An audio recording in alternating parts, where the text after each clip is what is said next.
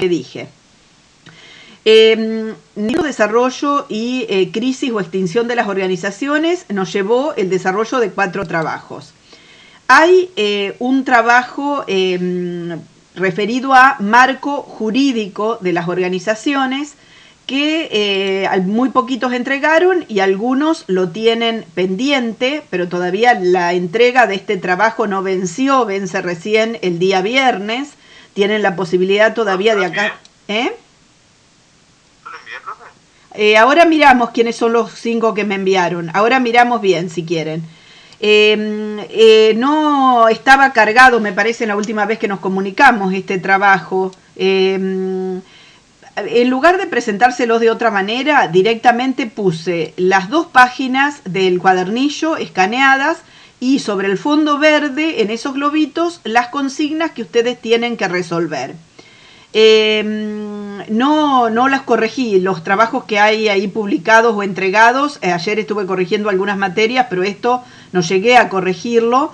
Algunas son preguntas concretas y otras son de alguna manera intuitiva, después que lo pensaron, por ahí lo pueden googlear, pero ¿qué entienden ustedes por un título tan complejo como este que aparece acá? Me dice marco jurídico normativo de las organizaciones, interno y externo. A ver si lo decimos intuitivamente. ¿Qué piensan ustedes que es un marco? No estamos hablando del marco de la ventana o de la puerta, pero marco. ¿Qué sería algo que sirve de marco en cualquier tema? Algo que pone límites sobre algo. Todo lo que lo rodea. ¿No? Todo lo que rodea, todo lo que pone límites, perfecto. Es la palabra que usamos por ahí en esta materia era el entorno, algo que de alguna manera rodea, como ustedes dijeron. Y si se refiere a lo jurídico, ¿a qué materia nos estamos refiriendo? Lo jurídico. Sí, normas y leyes son sinónimos, perfecto. Lo jurídico tiene que ver con lo legal, con la justicia. Yo cuando pienso en justicia, pienso en el rol que cumplen los abogados y de ahí en más hasta llegar a los jueces, al Tribunal Superior de Justicia. ¿Hay normas o hay leyes o hay disposiciones? Miren, por lo que me dice el título, que están a nivel interno en las organizaciones. Y hay otras que están a nivel externo. A nivel externo es como si yo les digo, hay una ley nacional, salió del Congreso Nacional. Los diputados y senadores votaron una nueva ley de impuestos y las empresas van a tener que pagar esos impuestos porque es una ley que salió del ámbito externo. De afuera fue la decisión para que una organización se viera afectada por esa ley. Hay montones de leyes que regulan o que ordenan el funcionamiento de todo tipo de organización y de empresas. Pero todas las organizaciones, miren, tienen normas de tipo interno. Hay un punto acá al final, donde los que ya la hicieron lo habrán visto, pero se los digo a todos, donde me dice que consulten a algún familiar que trabaja en alguna empresa y les pregunten sobre ¿qué pasa con las llegadas tardes o con las ausencias injustificadas? Yo les puse a ustedes que si no conocen a alguien que esté empleado en una empresa en concreto, por ahí el que trabaja en un comercio donde son 2 o 3 trabajadores es más informal el ingreso.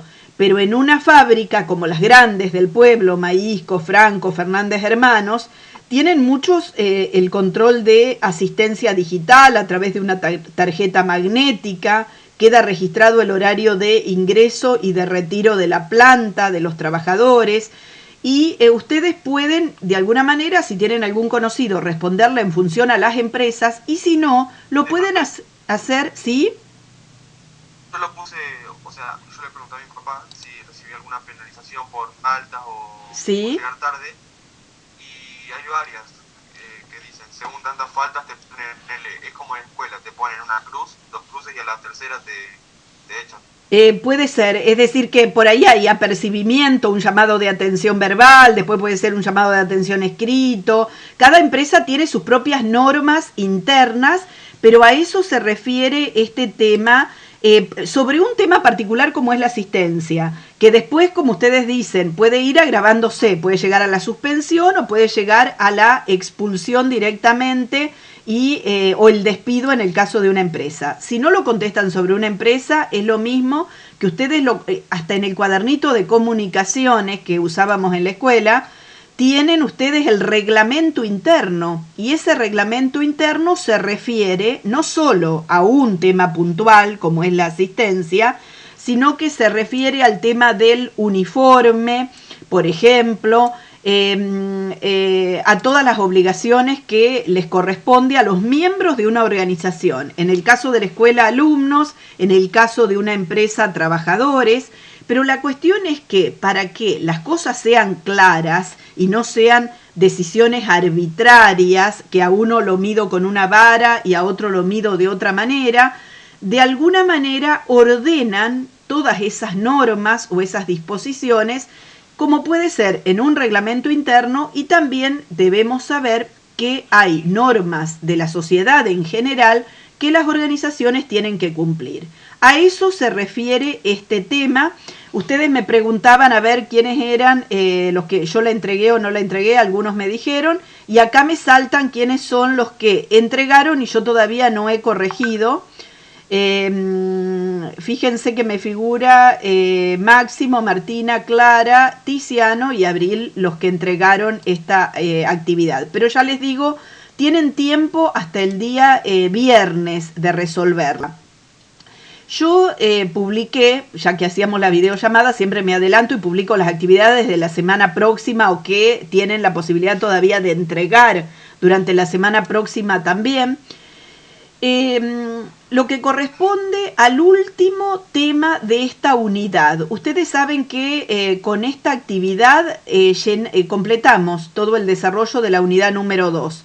Miren, todo esto que se ve acá en pantalla es la unidad número 2, representada con diversos trabajos. La unidad número 1 yo la mandé toda por mail y ustedes fueron entregando durante las primeras semanas de cuarentena, comunicándonos de esa manera. Cuando arrancó la unidad 2, ahí creé Classroom y todo lo de la unidad 2 lo tienen directamente publicado acá. Esta actividad, miren, pensando un poco en eso que ustedes me dicen, que se les juntan por ahí muchas cantidades de trabajos y de entregas, yo les trato de mezclar. Algunos son un poco más largos y les insumen más tiempo de investigar y de escribir, y otros son muy breves de hacer. En este caso, el tema es principios económicos, administrativos y éticos. Lleva 2 páginas nada más del cuadernillo. Yo en este caso no las escaneé, no las puse acá. Si ustedes me dicen hace falta, profe, que las publique, las escaneo y también las publico, pero si pueden ir al cuadernillo a leerlas, usen el cuadernillo directamente. Es un test y el sistema para resolverlo a ese test es EducaPlay. Yo les puse en la otra materia el otro día para Formación para la Vida y el Trabajo una actividad con esta misma aplicación, con este mismo programa. Era diferente porque era relacionar imágenes con texto para un tema puntual como era la contaminación del agua. En este caso se trata de un test donde hay una opción correcta y donde a una serie de frases que yo les propongo, ustedes en todos los casos me van a tener que decir si se corresponde con un principio económico, con uno administrativo y con uno ético. Explico la actividad primero y después les digo algo relativo al tema para que lo entiendan mejor. No les va a considerar mal si ustedes escriben en mayúscula o minúscula y si se olvidan algún acento, pero el resto sí tiene que estar por ahí bien escrito. Y van a poner comenzar. Fíjense que yo creé la actividad e hice una prueba. Ustedes me tienen que poner la captura de pantalla final. Ya lo probaron a este sistema, como les dije, en la otra materia, donde les figure la puntuación y el tiempo en el cual lo resolvieron. No les puse límites, pueden jugar más de una vez. ¿Por qué? Porque no se trata de una prueba en este caso. Yo lo que quiero es que ustedes lo aprendan al contenido. Entonces, si me equivoqué mucho la primera vez, sean persistentes. jueguen una segunda, una tercera vez, así los errores que cometieron los van resolviendo, los van solucionando y de esa manera al final les queda más claro cómo era este tema. Antes de empezar a jugar, tómense el trabajo de leer varias veces estas 2 páginas. ¿Qué se van a encontrar ahí? Van a encontrar los subtítulos y les va a decir que las organizaciones actúan de acuerdo a principios económicos en algunas cosas, de acuerdo a principios administrativos en otras acciones que realizan y de acuerdo a principios éticos en otras. ¿Qué sería de tipo económico de lo que hace una organización? Y bueno, cuando les dice que reúnen recursos para producir bienes y servicios y de esa manera lograr el bienestar de los consumidores en una sociedad. Cuando les habla de palabras como, les dije, recursos, competencia, distintas organizaciones que quieren vender los mismos bienes, lograr bienestar de los asociados. Todo eso tiene que ver desarrollo, la palabra desarrollo, la palabra crecimiento económico, tiene que ver con esta acción de tipo económica. ¿Cuándo las organizaciones estarían haciendo cosas desde el punto de vista administrativo? Miren, yo les voy a nombrar algunas palabritas claves que tienen que ver con lo administrativo. Lograr objetivos, esos objetivos que se logran en conjunto, no de manera individual las personas, sino en conjunto. Objetivos de tipo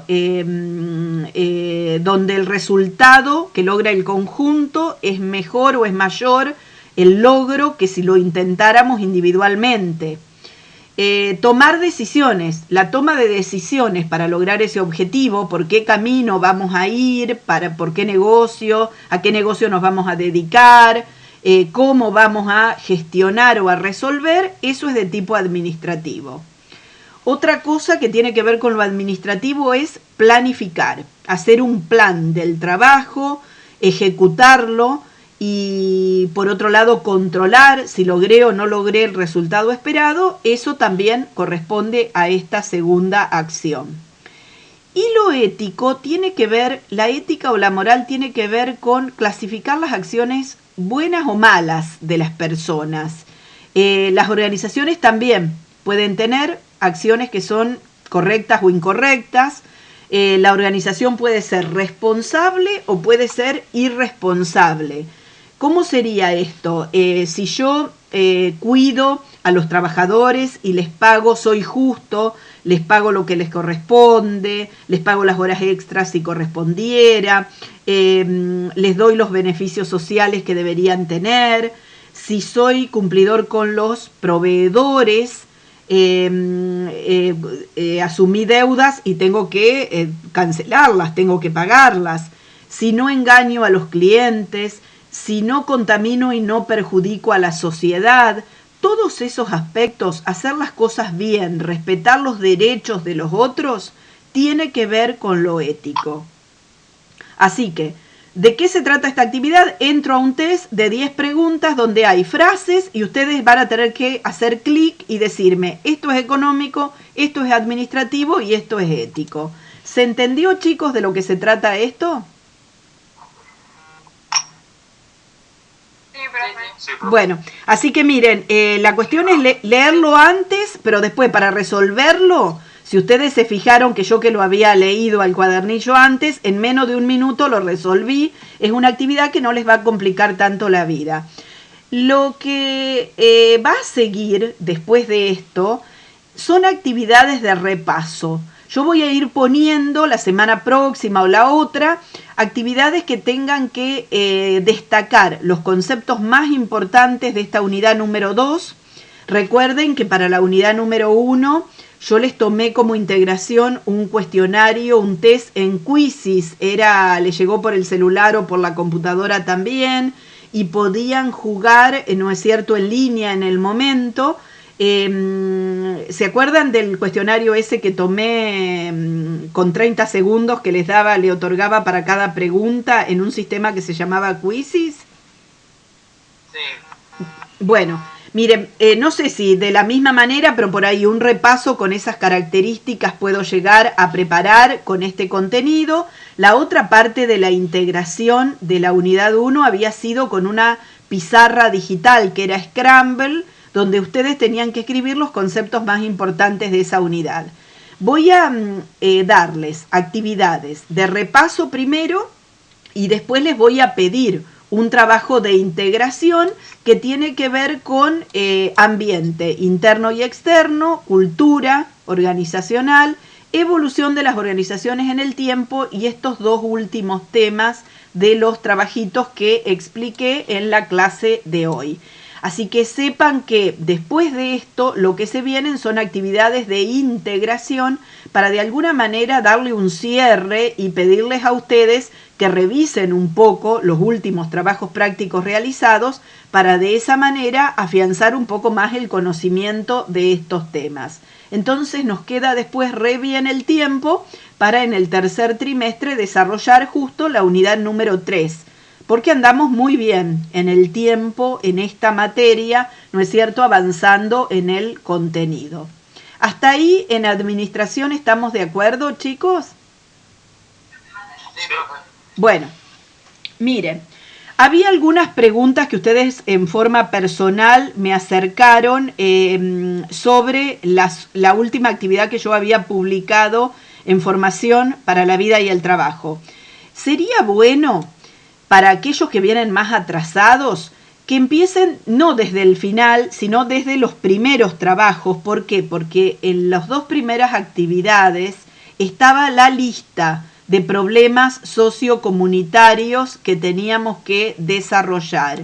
Entonces, si yo no me ubico muy bien en cuáles son los problemas sociocomunitarios de los cuales estamos hablando, que son una lista bastante larga, es como que vamos a estar muchas clases, ¿no es cierto?, con esta actividad. La lista yo quería ir a abrir ahora para que nosotros revisemos por dónde andamos de todos esos problemas, abordándolos o tratándolos. Estábamos en los problemas sociocomunitarios del macro contexto. Ya una de las actividades que yo había pedido era que ustedes los jerarquizaran, me dijeran cuáles les parecían más graves o más importantes que otros, y fuimos avanzando. Les puse distintas actividades. El memotest ese que habíamos hecho en EducaPlay ya correspondía a la contaminación del agua. El que pedí... ¿Ese trabajo? ¿Sí? ¿Qué pasa con ese? El segundo me tardó un montón de tiempo la parte 2, la de las imágenes, los textos. La de en EducaPlay que tenían que relacionar. Miren, yo lo dije en la videollamada anterior, la creé yo esa actividad y me costó enormemente resolverla a mí misma. Así que imagínense que estaba bastante difícil. Los párrafos, ¿no es cierto?, que se correspondían con cada una de las imágenes de la contaminación del agua. Pero el objetivo por ahí en ese tipo de actividades, por ahí no es tanto el puntaje muy alto que me saque o resolverlo en el primer intento. Le puse a propósito 10 intentos cuando yo me di cuenta que no lo podía resolver en una sola vez. Tenía que mirar varias veces las imágenes o tener leído bastante el tema para que cada uno de los párrafos, ¿no es cierto?, que yo fui copiando textualmente del cuadernillo, los pudiese relacionar con la imagen.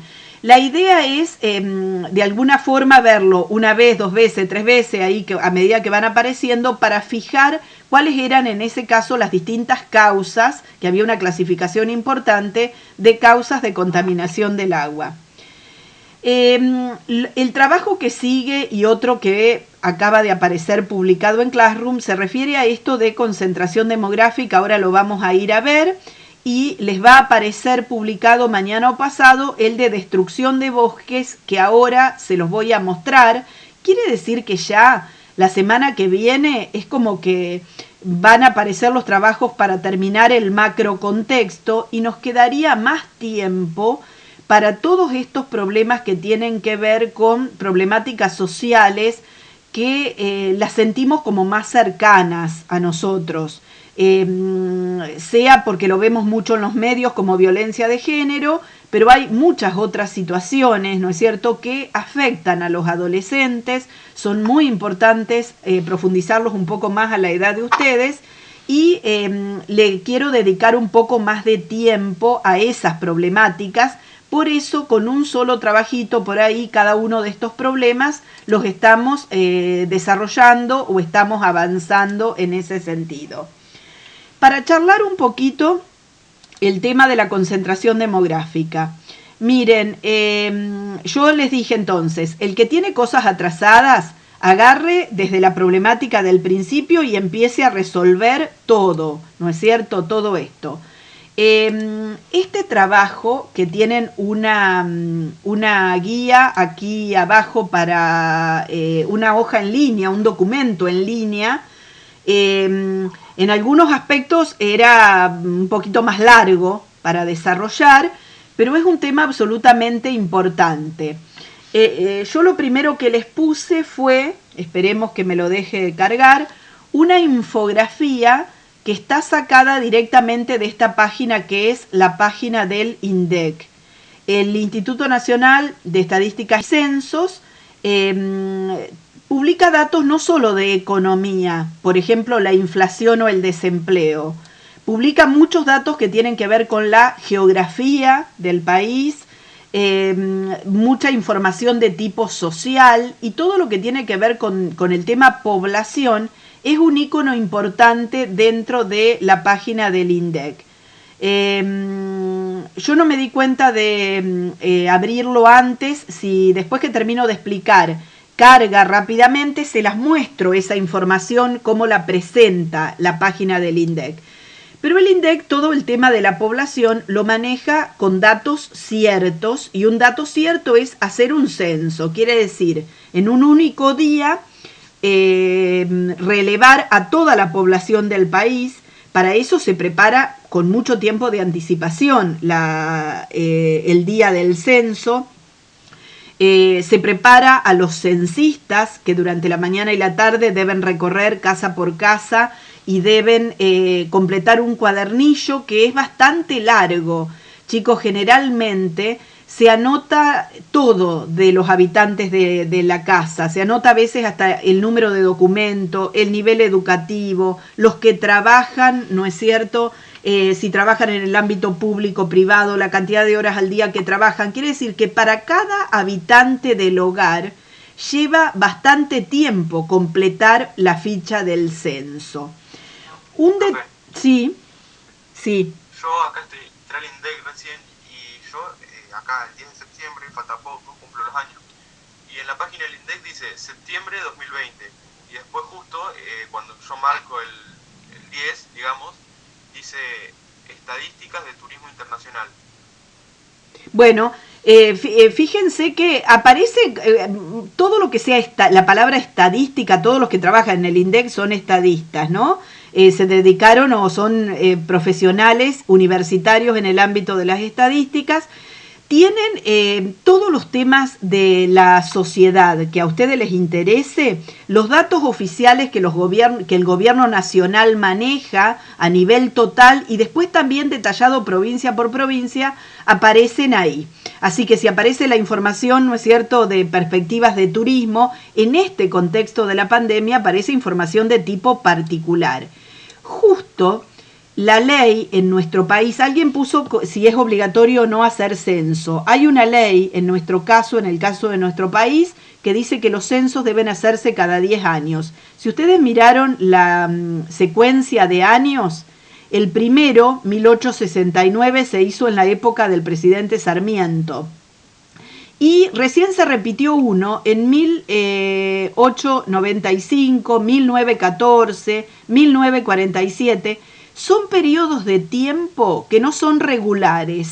Algunos se hicieron con pocos años de diferencia y otros con muchos años de diferencia. Entonces, a partir de 1960, los censos se vienen realizando en periodos regulares de 10 años. Quiere decir, para que sea más comparable la información. Yo digo entre el 60 y el 70, entre el 70 y el 80 y así sucesivamente. qué cosas están mejor y qué cosas están peor en una sociedad. Por ejemplo, una cosa que se mide en un censo es índice de alfabetismo o de alfabetización. Es decir, hay más gente o menos gente, de acuerdo al total de la población, que completa la primaria, que completa la secundaria, que tiene estudios universitarios.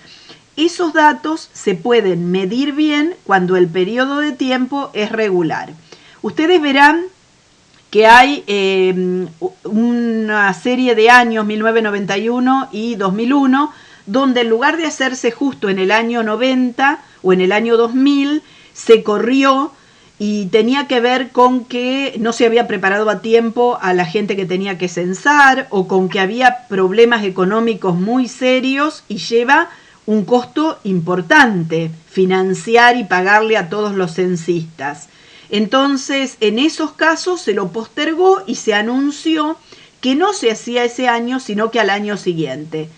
Nos hubiese correspondido 2020 y nadie hasta el momento dijo nada. Generalmente los últimos censos se hicieron en el mes de octubre. Fíjense que estamos a septiembre del 2020 y nadie ni lo nombró al Censo Nacional de Población. Tampoco se podría hacer, más allá de las dificultades económicas, en un contexto de aislamiento social. No podemos largar censistas casa por casa que vayan de un lugar a otro manipulando papeles, porque siempre es, ¿no es cierto?, como les dije, con un cuadernillo, con una ficha censal. Entonces estamos en una situación, esta de la pandemia, donde directamente el INDEC va a tener que dejar correr el tiempo y cuando se regularice la situación social, recién ahí ponerle fecha al censo. Había algunos que preguntaron en la entrega del trabajo quiénes censaban. Normalmente convocan a todos los docentes de todos los niveles educativos.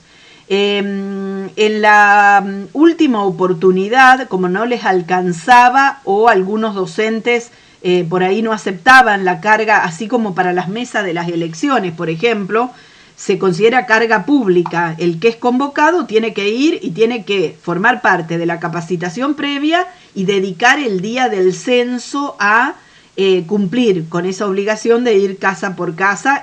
Generalmente nos asignan una manzana o 2 manzanas si no hay tanta cantidad de habitantes en esa parte del pueblo que nos tocaría censar. En el último censo se aceptó que voluntarios, gente que quisiera anotarse para la capacitación, pudiese sumarse a los docentes para recorrer, ¿no es cierto?, las distintas casas. Pero es un trabajo complejo. Generalmente a los directores de escuela les dan el rol o la función de quedarse en una escuela que sirve de base. Esos son ahí los que tienen que recibir a todos los censistas que andamos casa por casa resumiendo la información, porque el tema es que es lo mismo que al final de una elección. Hay un escrutinio, digamos, hay que pasar los datos a el gobierno provincial y después al gobierno nacional para que el INDEC tenga provincia por provincia, pueblo por pueblo y después el total del país de toda la información. Acá me dice los pasos o las etapas del censo, desde que se planifica la actividad, ¿no es cierto?, hasta llegar a publicar los resultados y a usar esa información, ¿no es cierto?, para tomar decisiones después de qué cosas habría que mejorar en ese país. Yo después voy a reunir todas las preguntas que ustedes hagan acerca de los censos, porque ahí la primera parte era eso, mirar y tratar de formular preguntas. Y las vamos a ir respondiendo, aunque sea por escrito, pero que les queden ahí las respuestas a ustedes.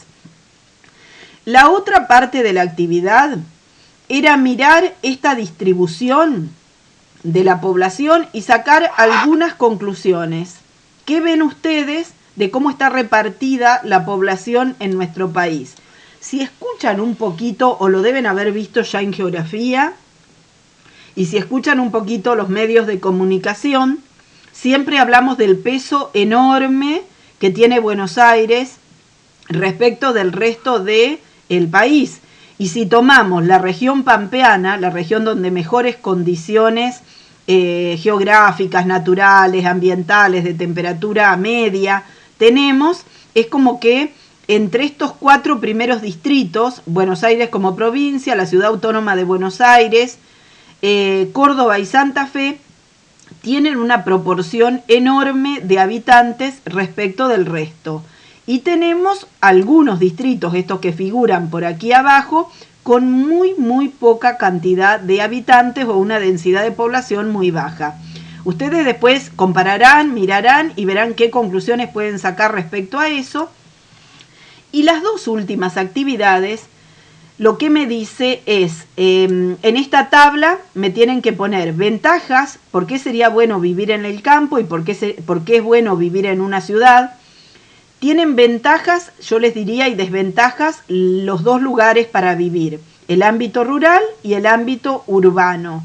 Ustedes no van a tener dificultades en encontrar o en pensar por sí mismos qué es lo bueno de vivir en un pueblo chico o en el ámbito rural o pequeñas localidades del interior y qué sería lo bueno de vivir en grandes centros urbanos. La palabra que se utiliza para hablar de ciudades muy grandes es megalópolis. Polis por ciudad y mega por muy grandes. A nivel planeta existen ciudades muy grandes. Buenos Aires se mete entre las 10 ciudades más grandes del mundo por la cantidad de habitantes. Entonces esas megalópolis tienen aspectos buenos y aspectos malos también a la hora de la vida de los habitantes.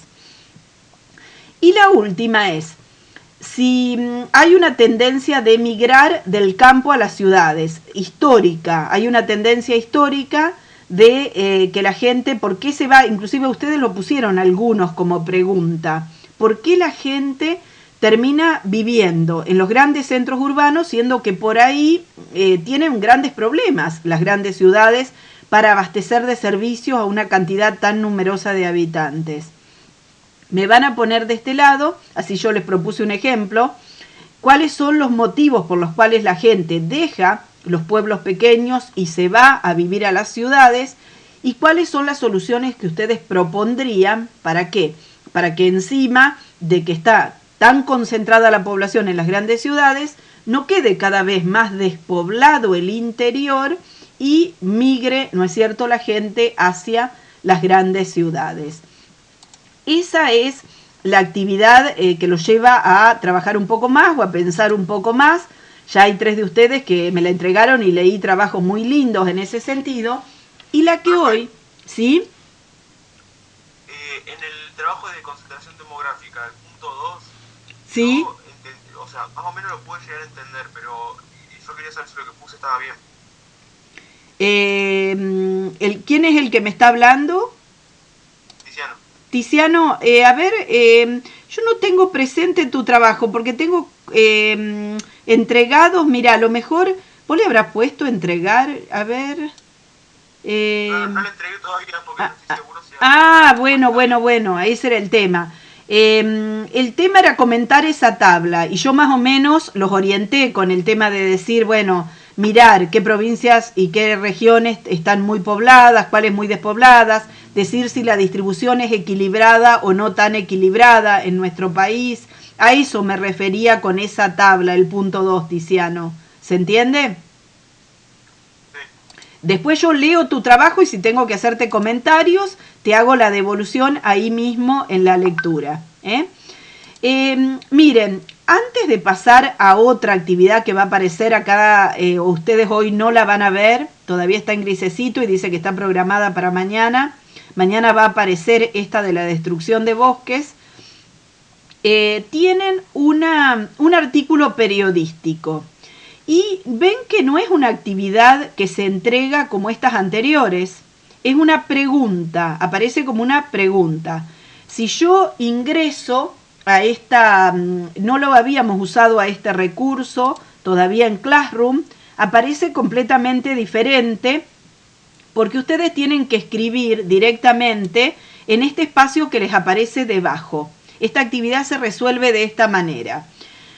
Hay un artículo periodístico que hace referencia o está relacionado con el tema anterior.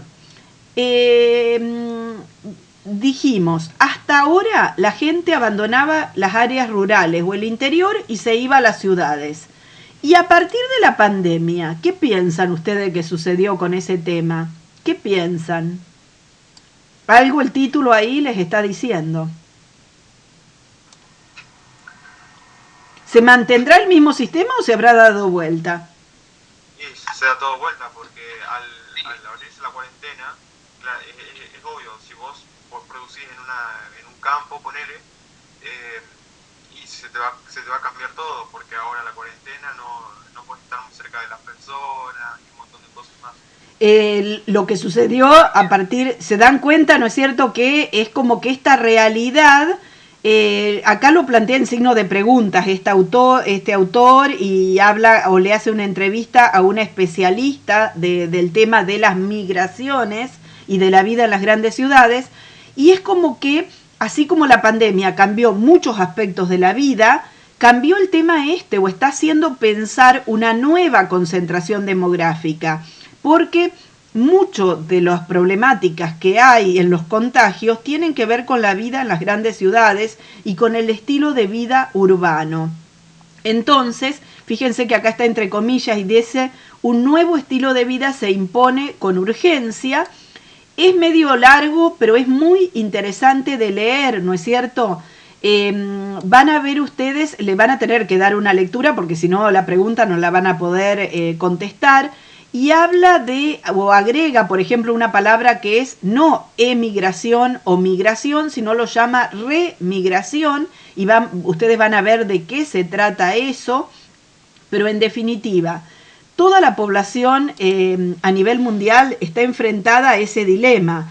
Antes buscaban la gente mejores oportunidades de vida en las ciudades y ahora se dan cuenta por ahí que hay condiciones de vida más vinculadas a la naturaleza, a no tanto hacinamiento y amontonamiento de gente, que se vuelve a favor del desarrollo de los grupos sociales. Entonces hace pensar que esto de ir siempre buscando mejores expectativas de vida en las ciudades, por ahí se invierte, se da vuelta a la cosa y terminamos pensando en que no está tan mal vivir como vivimos nosotros en localidades pequeñas o gente que está en grandes concentraciones urbanas, mirar hacia dónde puede mudarse y llevar un estilo de vida mejor. ¿Ustedes qué van a escribir cuando tengan la posibilidad de comentar una vez que leen eso? Elegir 3 palabras, las 3 que ustedes consideren las más relevantes, las más importantes del artículo, y decirme por qué las eligieron. Pero con un párrafo o con 2, no más, van a tener que resolver esta pregunta, porque dice respuesta corta, les va a contar la cantidad de caracteres, no van a poder escribir mucho. Así que ustedes van a ingresar a la pregunta, leen el artículo y me van a decir, las palabras más importantes de lo que dice el artículo son tal, tal y tal, y me parecen importantes por tal motivo. Y ahí se terminó esa actividad. No tienen otra cosa que hacer más que contestar esa pregunta. ¿Eso se entendió? Sí. Bueno, miren chicos, conviene, por supuesto que es lo que yo les digo, conviene venir resolviendo en orden, porque si quiero hacer esto descolgado, sin haber leído todo lo que tenía que ver de concentración demográfica, por supuesto que no me sirve mucho. Me sirve ver cómo es el enfoque tradicional acá y qué cosas están cambiando por estos días a partir de la pregunta. Y ya que estamos, les comento lo que va a aparecer para resolver durante la semana que viene. Miren, en otro contexto o en otro momento, a lo mejor decíamos, y no, destrucción de bosques o la destrucción forestal no interesaba tanto. ¿Qué les parece a ustedes que por estos días a este tema lo volvió tan pero tan importante en nuestra provincia? Por todos los incendios. Los incendios, justo es el tema del momento. La semana pasada y la anterior fueron dramáticos de pérdidas en nuestra provincia. Muchos dicen... Córdoba, Rosario. Rosario son las islas, ¿no es cierto?, que están entre Entre Ríos y Santa Fe, a la altura de Rosario. Ahí tiene que ver con un tema, ustedes lo van a tener que buscar, porque fíjense que les dice, investiga si los recientes incendios forestales en la provincia de Córdoba pueden relacionarse con algunas de las causas. Yo les copié acá las causas que el cuadernillo les cita en la página 50 y 51. Léalo porque las tienen explicadas. Miren, liberar tierras para cultivo o pastoreo en las islas del delta del Paraná, eso que ustedes citaron, lo que sucede frente a Rosario, tiene que ver con quemar el pasto para que venga pasto nuevo y alimentar el ganado. Se hace mucha ganadería en las islas. Por ahí muchos de los incendios que se descontrolan son intencionales porque persiguen una finalidad económica. Entonces ustedes pueden encontrar artículos periodísticos, pueden encontrar alguna información, hay un montón de información en los distintos medios que dicen cuáles son los motivos por los cuales, hay otros que dicen intencionales o accidentales, gente que por hacer daño o gente que porque quiso, no sé, hacer un asado o tiró alguien al paso la colilla de un cigarrillo y se descontrola después en condiciones de sequía y de pastizales que favorecen, ¿no es cierto?, la combustión. Así que Profe, el pasto seco es terrible. es terrible y con una pequeña ayudita de algún error humano, ¿no es cierto?, termina con... Cuando termina el cigarrillo y queda un poquito prendido, cae en el pasto seco y automáticamente un incendio enorme. Y eso es lo que nosotros por ahí, ustedes lo deben haber visto en TN, lo pasó mucho y hay muchos de los programas que estuvieron reflejando imágenes, porque vieron inclusive a lo mejor si tienen el canal local que hasta 4 bomberos de nuestra localidad fueron a ayudar y no es la primera vez. Es época esta de grandes sequías en las sierras de Córdoba y que cuando se hacen tan intensos, ¿no es cierto?, los focos de incendio, el tema es que a los bomberos hay que renovarlos en su acción o en su trabajo porque es agotador, tienen que hacer esos sistemas de contrafuego que a lo mejor en la tele ustedes los pudieron ver para evitar que el fuego a medida que siga avanzando se encuentre con más material de combustión. Entonces se hace todo a pie, se hace todo caminando, ayudan los aviones hidrantes, pero no es la forma en la que termina de apagarse un foco de incendio. Y eso, ¿no es cierto?, es el tema por el cual yo les publiqué a ustedes esta actividad. Leen del cuadernillo las causas y los motivos por los cuales se lleva adelante la destrucción de bosques y también les puse que investiguen si se está haciendo o no alguna acción para reparar el daño producido. Yo no les adelanto mucho, pero encontré en algunos medios de la provincia, en Cadena 3 o en La Voz del Interior, en esos diarios o radios digitales, qué está haciendo la Agencia Córdoba Ambiente o qué acciones está pensando el gobierno para reparar algo del daño, porque eso les iba a decir antes.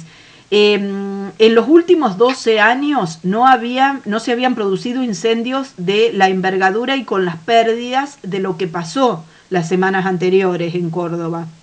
Es decir, que fue gravísimo la cantidad de hectáreas quemadas, la cantidad de casas quemadas, ¿no es cierto?, lo cerca que estuvo de algunas ciudades. Ustedes habrán escuchado Cosquín, habrán escuchado todos los puestos de comercio de artesanos en el borde del dique San Roque en Carlos Paz. Es decir, que llegó a zonas donde hacía mucho tiempo no se habían visto en peligro. ¿Qué tienen que entregar una vez que se pongan a investigar? Tienen libertad. Acá sí que yo no les digo lo que tienen que entregar. Pueden entregar informe, pueden entregar una infografía de cómo se dieron los incendios, pueden hacer una presentación PowerPoint, pueden poner a partir del mapa de la provincia, sacar flechas e ir aclarando información que encuentren de hectáreas quemadas, o pueden poner los enlaces a noticias si eligieron el formato como informe. Todas esas cosas son ideas que yo les doy. Si a ustedes se les ocurren nuevas ideas, no hay ningún tipo de problema en que lo usen, pero puntualmente lo que deben hacer es solo leer del cuadernillo y ponerse a profundizar las consecuencias y las posibles soluciones que va a tener esta problemática, ¿no es cierto?, de los incendios en nuestra provincia. ¿Sí? ¿Estamos, chicos? Se fueron alejando unos cuantos, yo por ahí escucho los ruiditos cuando me voy explicando, pero bueno, quería dejar de todas maneras, a pesar de que se hizo largo, la información para